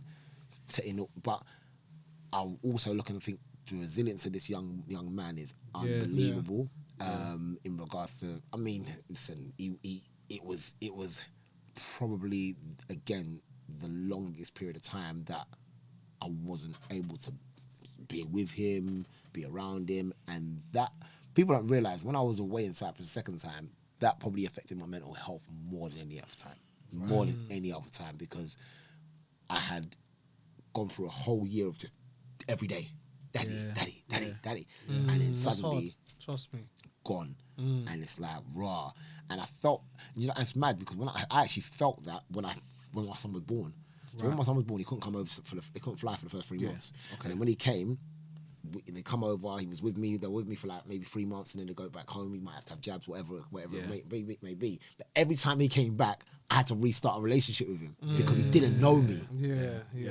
Even at before one. Yeah. So, and that used to kill me. bro. Oh my God, this guy's just running to his mum and looking at me like it took about 1 or 2 days before he was like, okay, I can trust this guy again. This is familiar. That's my dad. Then again, gone again, then come back again. Yeah. I say to my son all the time, you know, you've been Cyprus about 9 times, bro. Literally, it was like that, and it was literally the hardest thing throughout the early years, his early years, which is why when it was time to come home, it was like, you know, I'm coming home. So when like I said, when I went the second time, that was probably the hardest period. I masked it very well because I was on Snapchat, morning snappers, I'm all about it, bro. That was hard. That as well as I think like the big occasions and stuff like that, like Christmas. I'd come back for birthdays. I'd come back because my son was a summer baby, so off season anyway. Yeah. But big occasions, Halloweens, you don't really say that Halloween but big occasions, I'm saying, and it just used to make me, and it used to touch me. I'd come back for Christmas. There was one Christmas I came back and I had dressed up as Santa.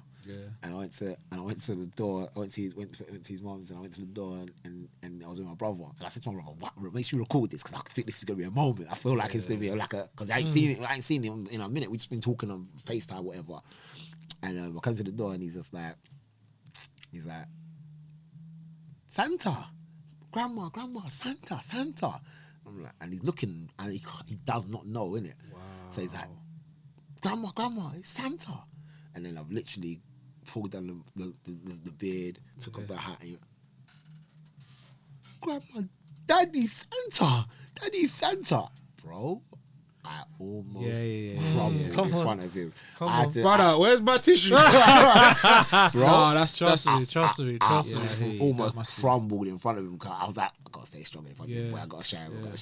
And literally, he just grabbed me and hugged me. And I feel like that was the hardest, probably the hardest time for me to even have to leave to go back to Cyprus. Yeah. Because what year were you in? Like, I think he would have been 4. He would have been 4 or 5 right now at the time. So he's like, Daddy Santa. And I'm like, wow. And I remember I took him out. We went to Wonderland, and then I literally had to go back.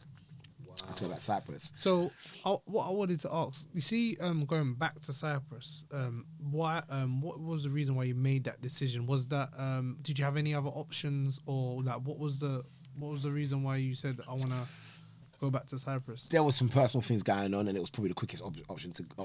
It was the quickest option. So obviously, me and his mum separating was a big part playing it, and that was probably the easiest place to go to at the time, because obviously I'd got a good reputation over there, and for me it was a case of let's get it done. Let's get it done, and let me get out of here. And that was it. I just kept it moving. So then, going back to, obviously, you've gone back to Cyprus now. What team were you at that? Do you remember what team you were at that point? So I signed for Paphos. Paphos were in the 2nd division, and that was the biggest shock of it all, because everyone was like, "Whoa, like he's coming back to play in the 2nd division. Like, he's won the Prem here." And I was like, "There's too much drama going on back home. I gotta get out of here. Like I'm not here for this." So obviously got promoted. Then again, they're like, I'm signing for another team that's in the 1st division, but they're not a big team. You got promoted with Paphos? Got promoted with Paphos. Sick. Yeah. So then I signed for Paralimni, because there was some passo with Paphos. They were just talk about not going to raise my fees and all this business. And I was just like, look, I ain't here for the drama. So I ended up signing for Paralimni. Yep. And then Paralimni were going through a madness with me and another striker in regards to who's going to play. But obviously, I've got the bigger reputation as far as I'm concerned, and I'm the one scoring the goals.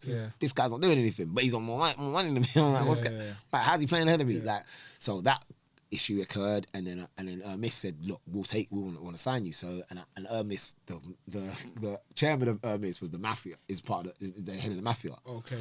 So you don't really say no when he comes in. You're not saying no. And he invited me to his house. Man was chilling in his yard. So I'm saying, man's got some ornaments and stuff. Like, I'm like, rah, how did this get here? You know what I'm saying? But he was calm, and for me, do you ever feel intimidated a little bit? Nah. Okay. No. I felt like I built up enough of a reputation over there to not feel intimidated by anybody. Okay. There's nobody that would make me feel that uncomfortable for me to feel like and listen, I'm from South East London, innit? Like if you can get through that, you can get through anything. Do you know what I mean? So it was just a case of when I was around that obviously he had his henchmen and them lot around him. Yeah. It was calm. Like he just made you feel welcome. So yeah, come to my house and big up Fanieros. And and what also helped was I had Julian Gray there as well. Okay, yeah. So Julian Gray was part of my initial journey, but he stayed so I think he stayed by the time I came back again. Right, okay. So Julian was a big brother that I could always lean on as well to speak to about anything. So even if I was going through anything, I was missing my family, and whatnot, I could always. Julian was always on the other line of the phone, or we used to live at one point. We lived in the same complex. Yeah. So it was just a case of, for me, I felt like I always had somebody to talk to. Yeah, yeah. And did you use them though? Julian definitely. Okay. Julian definitely. There was when I was probably at a miss, because a lot of the foreign players in Cyprus come together. Right. Okay. Because we're all away from our families. Yes, yeah. Some of us some of them have brought their wives and their girlfriends with them, but ultimately we're all away from our family, our homeland. So we always have little barbecues together. And from other teams as well. Right. Okay. Have barbecues together, meet up, go for lunch, whatever. So you never ever felt that you was too far away from anybody to talk to. Right. But at the same time, it's not family. Yeah, I hear not you. direct family. I hear you. And even relationships with my family, I felt like grew apart. Me and my sister, before I turned into a professional footballer, me and my sister were like that. Yeah. And now I see that relationship between my sister and my brother, my younger brother, Jonathan. They're like that, and I'm like, I've been away, so I went Cyprus. I went Cyprus, come back, and I'm like, we've rebuilt, but it's like, I'm the next one in line. So why you got this relationship with Jonathan, not me? You know what I'm saying? I'm like, no, hold on, but it's what happens when you obviously you go away, you go overseas, and my sister was someone that I would always lean on. Yeah. Always lean on. And suddenly it was like, right, you're not even here you're here to lean on, but I'm coming back home and you and Jonathan are rolling like you're and again, me and my brother, everywhere we go, everyone used to see my little brother with me. I take my brother with me everywhere. And I was someone he would lean on, but I'm not around no more. So he's obviously leaning on my sister. So mental health was difficult, but again, it's not something that I would have noticed. Yeah, of course. You know, this is something that I always say as well when it comes to football. Obviously, people see us play on the pitch and see all the good stuff, but when you're training on Christmas Day and you're away from your family and you can't see your kids and you're injured and you know it's difficult. Like these are the things that you have to try and get through when it comes to football. Like obviously, as I said, we're blessed to even be able to play football, but there is two sides of it. And people always talk about the money that you make and whatnot. But I've got a story for that. So when I first signed for Salamina, my first Christmas, I remember they hadn't paid. So obviously you know about Cyprus, sometimes they don't pay on time. Okay. So I hadn't been paid for 3 months. And my first Christmas, I wanted to go back home because my birthday's around Christmas, 28th. Yeah. So, and I remember my family are always at Christmas, always to come together. It's always at my mum's and we just all sit all together. And it's the first time I'm not going to be there. Yeah. And I remember I was on Skype and they're like, are you not going to go to a teammate's house? And I was like, nah, bro, that was the worst Christmas I've ever had. I've been there, bro, trust me. I'm there baking dead potatoes, trying to make something like the food's not the same, nothing. And I'm on Skype. My mum she's looking at me like, are you okay? She knows, innit? And she knows eating me alive right now. I don't want to be here. And you don't want to tell her that. And I'm like, I'm cool. Like, this is burning me. And I'm thinking to myself, this is my first Christmas. This before I had a child. Yeah. So I'm just like, rah. But in my mind, I'm also thinking, rah. I'm about to have a child as well. Like obviously my missus was pregnant at the time.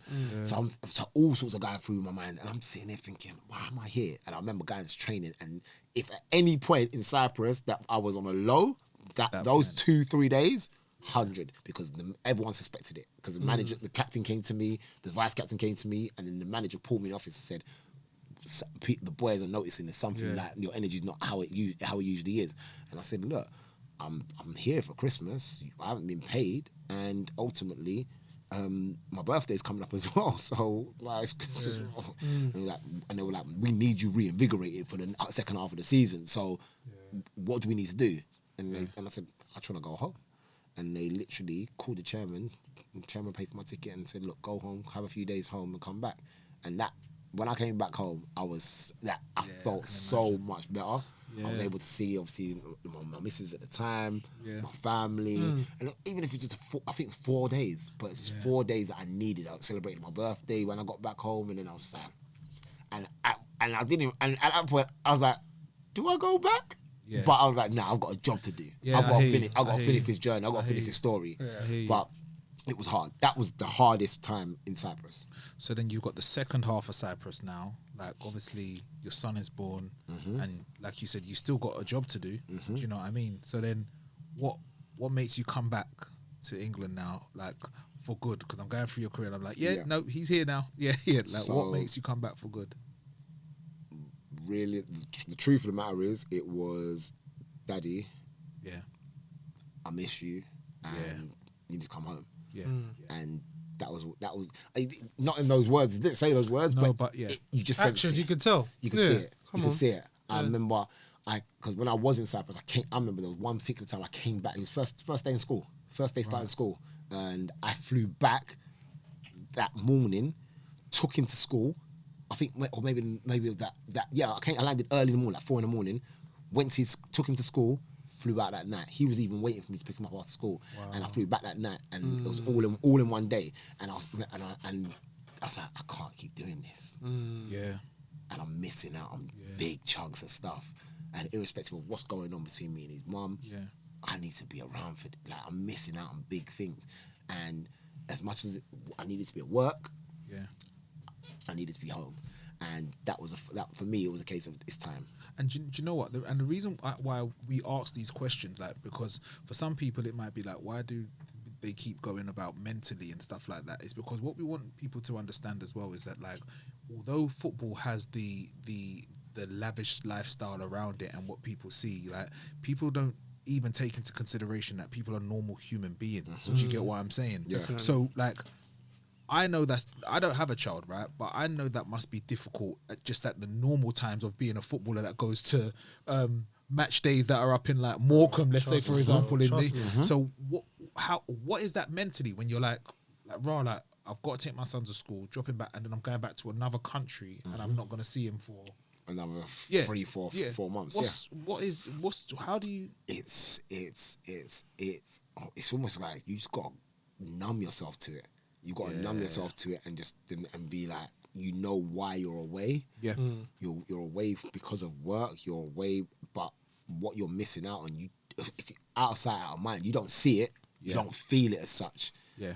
But because me and his mum weren't in the greatest spaces, I'm not being constantly reminded of what I'm missing. Yeah. The only thing I know is that I'm not there. Yeah. But if I'm seeing, he's doing this and he's doing that and he's doing this and he's doing that, 10 times harder. That's when it's harder. Yeah. So obviously initially when I first went, obviously he's now born. Obviously he's doing this. We're in a relationship. So obviously I'm seeing this stuff. I was like, get over it now. And 3 months is up. Let's go. Let's bring him up. Bring him. So now I'm experiencing it as well. And then obviously the guy coming back. It's just like, obviously, but for me it was, that is something that, like I said, if it's not in your face and it's not, you're constantly reminded, you almost numb yourself to it. Numb yourself to it and just know that, listen, I'm here, I'm working, I know that I'm trying to build a future for myself and more importantly, my son. Yeah. And that's what, and until he gets to an age where he's able to express to me, Daddy, like, I miss you, like, it's time to come home, which I generally sensed. Like, I was offered another year in Cyprus and I was like, nah, I'm done. Do you think part of you said, you know what, like, it's best that I do that out of sight, out of mind, because you knew that if you saw that, it'd probably make it even more difficult? 100%. Yeah. 100%. I mean, part of me maybe think, people probably go as far as saying, I'm glad we were beefing, because listen, if we weren't, it'd be harder. There's certain things, it would be harder, much harder. So it was almost like, boy, I can't see it. Yeah. So whatever you're doing, and whatever's going on with you lot is going on with you lot. But I think that was probably part of me that would have thought that as well. So can I ask, do you remember? And I'm not saying you ever did, but do you ever think there was times where you were like, do you know what? No, I need to find out what he's doing. I need to see what he's doing. And then, like, do you know what? No, Chris, it's better that I don't. Chris, did you ever feel like that? No. Okay. No. I mean, I would obviously she'd update me on what's going on, obviously what school he's at and what's going on, and obviously she'd regularly keep me updated on what's on regards to him. Yeah. But there was never a time.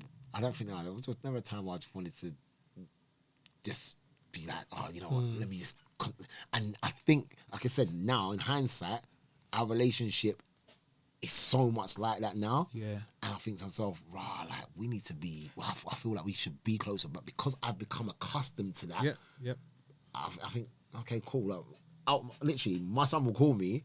And when they get older as well, they don't even want to chat to you, bro. So now it's that I've been used to that, but are we like that because of how our relationship was, or are we like that because that's just how you are as a teenager? Yeah, I think if I'm honest, that's that too. I'm clocking it. Now, I don't feel like, obviously my daughter's 14, so I can. Your son's 12, gonna be 13 in a couple of weeks. 13. So. Yeah, I think they change in it when I think it's secondary school. When they go to secondary school, they actually change, and it's more independence, isn't it? Like obviously they for me, I think I can relate to that. So I'm not saying I'm distant with my daughter. I'm not. I still speak to her, but she wants to go and do her thing. Do you know what I mean? And I feel like with my son, he's a lot. He wants to do his own thing, but at the same time, he'll come to me and say, like, Dad, like, I feel like we should be doing a few extra things. That's good though. I like that. And I'm like, yeah, cool. Let's fight. Let's go tennis. Let's go basketball. Let's do let's find a common ground. Because one thing with my son, he don't like football. Oh wow, mad. So my whole business started from taking him to football. Right. So for that aspect of it, and he came to me and said, look, I don't want to play football because I genuinely feel a bit of pressure. And I was like, pressure for what? Well, I don't pressure you. And he was like, no, but it's what you've done. And I was like, wow, perfect. Wow. I was like, no problem. That's all I need to hear. What do you want to do? And he was like, I said, you got to do something. I love that. I said, you got to be active. I don't know what it don't have to be football, but you got to do something. So he was like, I want it. Man loves basketball. Yeah, that's sick. Loves basketball. Yeah. I'm like, yep. Message me, Dad, my birthday, want the new LeBrons. I said, yep, cool, our pattern, you know what? So I'm saying, loves basketball. I'll ask him what Liverpool scored the weekend. Man, don't know. Okay. But in my family, there is somebody there that looks to me for the football, my nephew. Okay. So I'm like, okay, I got one. I got one. So I'm like, with my son, do whatever you want to do. I will never pressure you to do anything. Just be the best you can be at whatever you want to do. Love that. And that's all I want for you. But we got one over here. You know what I'm saying? My nephew, I'm like, listen, I'm on to you. So I'm saying, because you love football. Project Mbappe. Different. Because obviously, my son plays football, but I was kind of similar. I didn't know if I even wanted him to play football, just because obviously the stuff that we've been through. Let me tell you stuff like that. Because I just think I've dealt with it. But as we said, the generation is different. So I don't even know if he would be able to deal with some of the things that I've gone through. So he plays football, so I'm going to help as much as I can. But when he started, I was thinking, I don't even know if I want you to do this. I totally 100% agree with it. Yeah. I relate. I get it. My nephew's my nephew, and he'll have to go through his journey. And he'll have his mom, my sister, and obviously my brother-in-law, and his older sister to lean on, and me. My son is my son. Yeah. And it's like, I love them equally. But if you've got to go through what I've been through, I don't think this generation, or his generation, is strong enough to go through that. Yeah. I'd rather keep you away from that. Yeah. And I'll protect my nephew as much as possible. Yeah. I'll let my sister know, this is the journey you got to go through. Prepare yourself. Yeah. But because I know the journey with my son, and he's already come to me and said, it's not for me, I'm never going to push you into that. Because I know mentally what kind of toll it takes. Yeah. So do you think, like you said, you've gone through now, if we go on to the last stretch now, so you're back in England. Yeah. Relationship with your son now. Your son's like basically saying, like, he didn't say it in any words, but he's like basically come home now. Do you feel like this stretch now, because you're still playing football now, has been a good stretch in terms of like your well-being, being in check and playing football and just enjoying? And I'm not to say you didn't enjoy football previously. Do you feel like do you feel any significant difference while playing in this stretch here, or? The selfishness is gone. Yeah. it's not about me anymore. Wicked. And I think it's not about me anymore, and that's why I've got the business I've got. Yeah. Because it's also about the kids that I coach. Yeah. It's about my son. Yeah, It's yeah. about my nephew. It's Yeah. about the next generation. It's not Yeah. about me. Wicked. I'm back in that place where, and I've been back in that place since I come back to the UK. Yep. Where it took a couple seasons. It took me to go to Sutton Yep. and then go to Chelmsford, Yep. and even at Hampton, Yeah. where I thought, I can give it one more go. I can get like one more big deal. Yep. At one point, I almost went. 2018, I was in Bahrain. I went to Bahrain on trial, and I almost signed a deal in Bahrain. Oh, wow. So I was gonna go. Yeah. And thank God the deal fell through. Well, hindsight, I mean, I don't know, but it's a balance in it. But for me, it was a case of it didn't happen, and maybe it was a godsend that it didn't happen. Yeah. Because now, like I said, I've grown to understand that I've come to a point where it's not about me. I'm 39 now. Yeah. And it's only about What's the next going on? generation. Bro, I'm 39 now. So for me... Still got, go on, shout out you, bro. So everyone... Shout out, lover. So everyone that I talk to always says to me, keep going. And I go because I enjoy it. And when I say enjoy it, people say, oh, well, you really love football. And I'm like, and listen, people are going to probably kill me for saying this, yeah? It's not I love football. I have a why. And I say to the kids, have your why. Yeah. Why did you start playing football? Yeah. How did you start playing football? Have your why. My why isn't I love football. My why is I love scoring goals. Okay. My why is I love proving people wrong. So When I lose that sensation, when I stop hitting double figures, listen, I'm out of this. I'm saying I'm done. But that's my why. Some people's why might be they love football. Yeah. Some people's why they love the adulation. They love the camaraderie. They love something about it. So I'm saying, have your why. My why is I love scoring goals. Then I'll be done with it. But what's a bigger why right now for me is I love coaching these kids. Yeah. I love giving them all the knowledge and experience that I've gained, and I love infusing them, and I love making them build confidence. I literally pour it out, and I'm like, and people will say to me, so when are you gonna be done? And I'm like, goals are never done. Yeah. And that's my slogan. Yeah. Goals are never done. Yeah. For me, it's never done. So whether it's through me, when I decide to hang up the boots, or whether it's through somebody else, the goals will continue. Yeah. And whether it be life goals, everyone thinks it's always about football. It's not always. It's life goals. Yeah. It's gym goals. It's health goals. Yeah, it's mental goals. They're never done. Yeah. And we just got to keep aspiring to be the best we can be. And that's the same message I give to my son. Because goals are never done. And this is why it's dope, because it leads us swiftly into, because we're coming up to the end now, in terms of like you've set yourself a reason. And I think for a lot of us, like when we are struggling and there are certain things that we're going through, there's got to be something that we try to attain, something that we try to achieve, something that we've got to say, do you know what, okay, maybe this might be a bad place at the moment, but there's a reason why I've got to continue. And for you, like I say, in terms of the football side of things, you're like, you want to keep scoring goals. Do you get what I'm saying? So what advice would you give to somebody that is struggling off the field, on the field, with their mental health and their well-being? What advice would you give to somebody off of the back of everything that you've gone through? Yeah, what would you say to somebody going through it? Don't allow your pride and ego to overstay. Yeah. Lean on somebody. Yeah. And be vulnerable enough to have that conversation with somebody. Because especially someone senior, someone who's been through it. Yeah.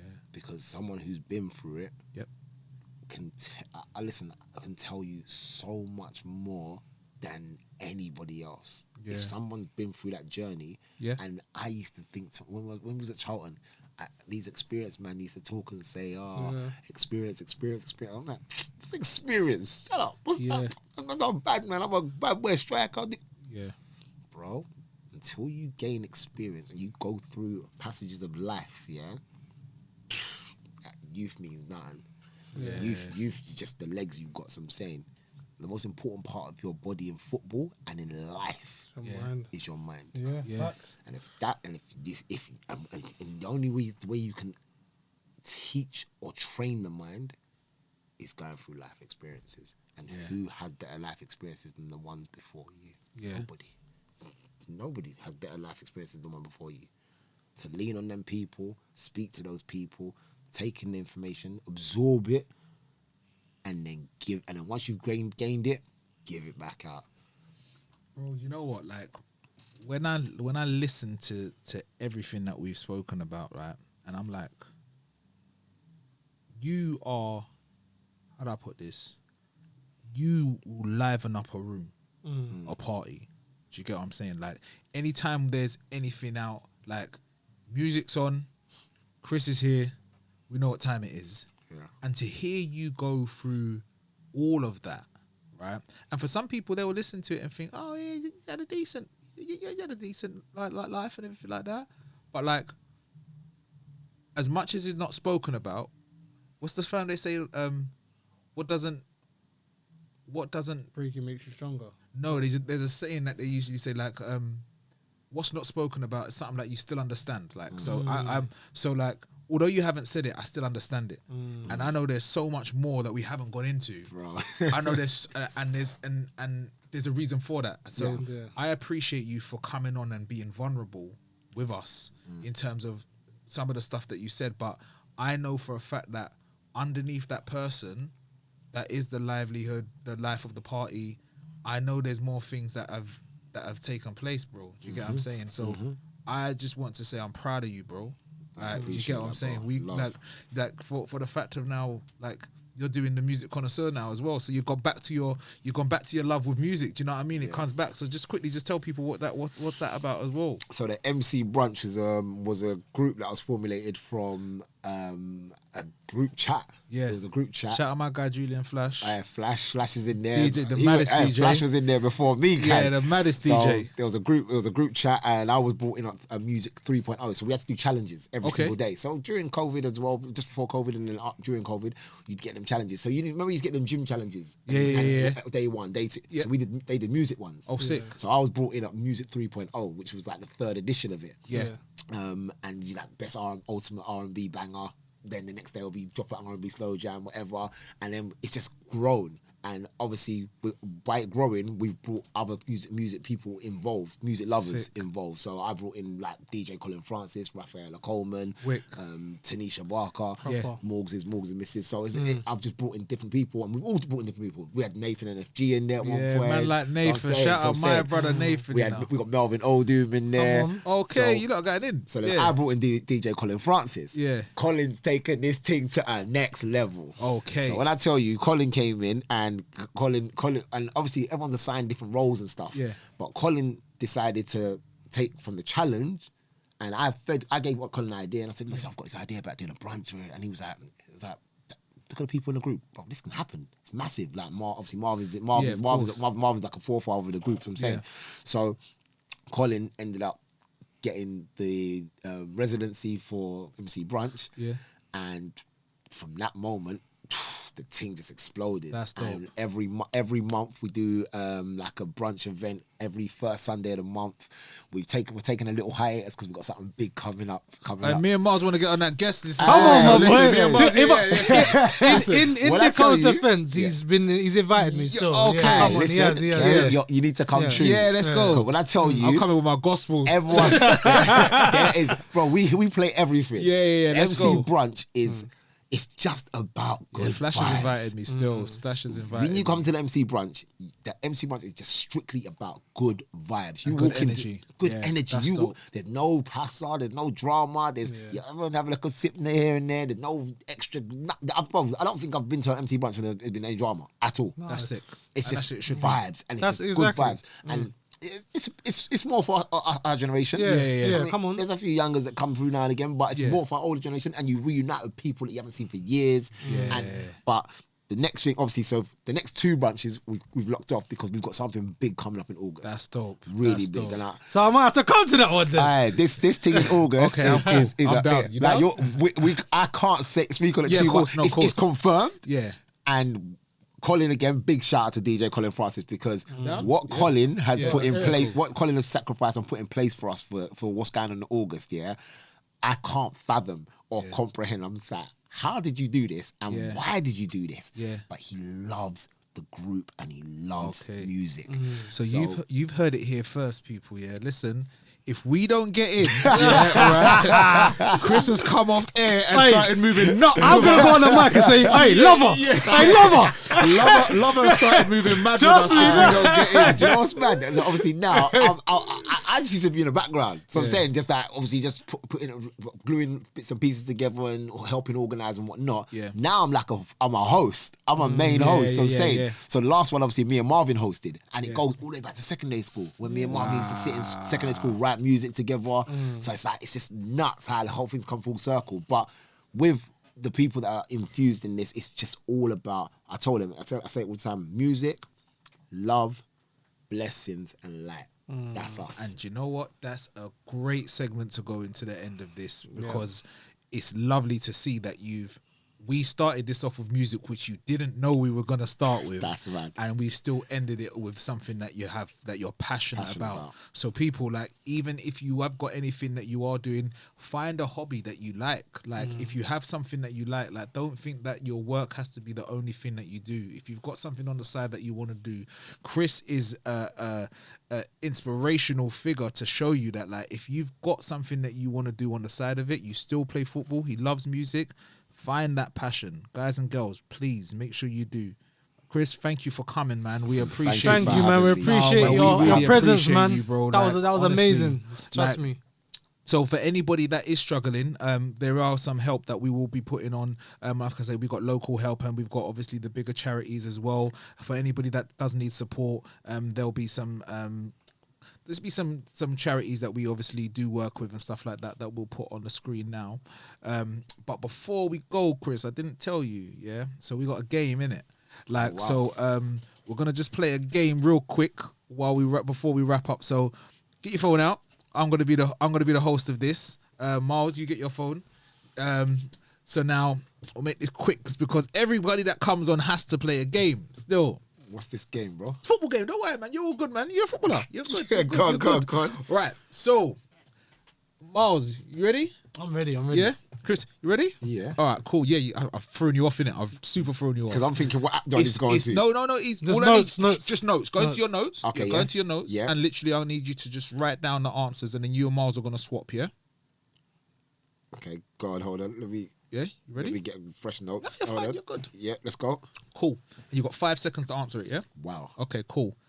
Name me a team that has played in the Premiership beginning with the letter C. Don't tell it out loud. Just write it down. Yeah? Name me a team that has played in the Premiership that begins with the letter E. Name me a team that has played in the Premiership that begins with the letter H. Name me a team that has played in the Premiership that begins with the letter O. Oh, scrambling. Name me a team that has played in the Premiership with the beginning with the letter P. P. 2 more. Yeah. Name me a team that has played in the Premiership beginning with the letter S. Yep. And last but not least, name me a team that's played in the Premiership beginning with the letter N. Cool. Ready? Yeah. Finished? Yeah. Right, swap. You're scrambling. You're scrambling. You're cheating. Stop. I've lost again. Cool. Swap it. Yeah. Swap it over. Don't try it. Swap it over. Yeah? I've lost. Okay, cool. Oh, wait, no. Wait. Right. So the first question was name us a team that begins with the letter C. What did you put down? What did Miles put down? Coventry. What did you put down? What did Chris put down? Chelsea. Yep, cool. That's perfect. 1 each. The letter E, what did you put? Everton. He put Everton. What did you put? Everton. Yeah, okay, cool. Letter H, what did Miles put? Huddersfield. You put Huddersfield. You put Huddersfield. Cool. So it's 3-3 at the moment, yeah? The letter O, what did Miles put? I didn't put nothing. Okay, what did... Oldham. Yep, that's In the perfect. Prem. Yeah. Come on now. 1992. Oldham Athletic. Really? my Yeah, days, Oldham this is Athletic, why, bro.